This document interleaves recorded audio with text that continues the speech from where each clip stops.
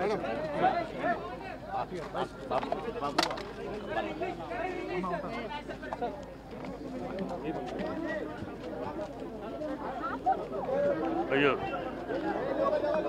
ఎంతో నిక్కచ్చిగా మాట్లాడగలిగే మనిషి కృష్ణరాజు గారు అంటే అపారమైన ప్రేమ. ఎన్నో సినిమాలు చేశారు కృష్ణరాజు గారితో. లాస్ట్లో మా నాన్న పెళ్ళి కూడా ఎంతో అద్భుతంగా నటించి ఆయన పేరు తెచ్చుకున్నారు. చాలా అనుబంధం. ఎన్నోసార్లు మా ఇంటికి రావటం కూడా జరిగింది. ఆయన కృష్ణరాజు గారితో ఆయన అనుబంధం నాతో చెప్పేవారని అమ్మ. అప్పుడు నేను ఎన్నో సినిమాలు యాక్ట్ చేస్తున్నాను, కృష్ణరాజు గారు నన్ను పిలిపించి నా సినిమాలో యాక్ట్ చేయాలని చెప్పారు. ఆ యాక్ట్ చేస్తూ ఏమి కోట నీకు ఎంత ఇమ్మంటావు సినిమాకి అంటే, నాకు తెలియదు సార్, నేను ఎవరు ప్రొడ్యూసర్లు ఎంత ఇస్తే అంతే తీసుకుంటున్నాను అంటే, అప్పుడు కృష్ణరాజు గారు అన్నారు అలా కుదరదు, పెన్ను కాగితం ఇచ్చి ఈ రోజు నుంచి నీకు ఎంత రెమ్యునరేషన్ కావాలో ఇంత రాసుకో, అక్కడి నుంచి అదే కంటిన్యూ అవ్వాలి ఇండస్ట్రీ అంతా అని కృష్ణరాజు గారు ఆ రోజు చెప్పారమ్మా.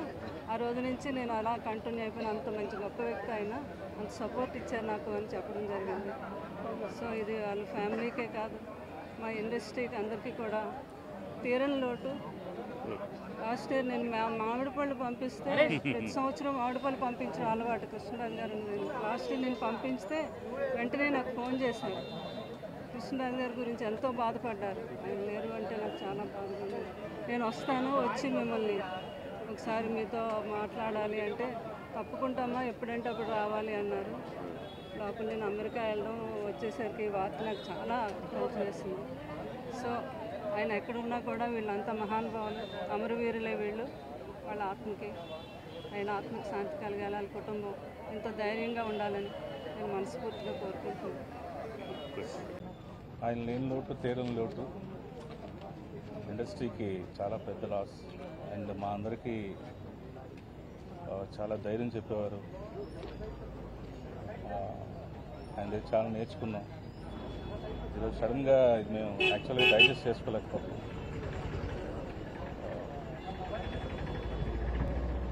దాని గురించి కొత్తగా చెప్పడానికి మేము తీవ్ర దిగ్భ్రాంతిలో ఉన్నాం.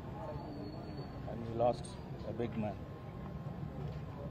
ఎన్నో సినిమాలు మేము చాలా నేర్చుకున్నాం. షూటింగ్లో కూడా చాలా సూచనలు కానీ ఎలా ఉండాలి నేర్పించేవారు. ఈరోజు ఆయన లేరు అంటేనే మేము తట్టుకోలేకపోతున్నాం.